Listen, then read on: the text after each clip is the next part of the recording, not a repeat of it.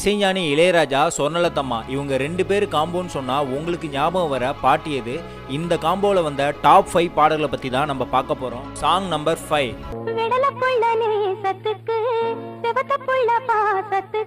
Song number 4ல இந்த பாட்டு இடம்பெறாத திருவிழாவே இல்லைன்னு சொல்லலாம்.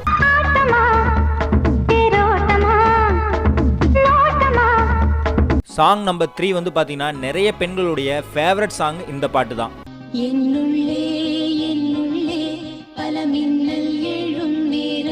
சாங் நம்பர் 2 வந்து பாத்தீங்கன்னா இந்த பாட்டையும் சொர்ணலதம்மாவுடைய குரலையும் என்றைக்குமே பிரிக்க முடியாது.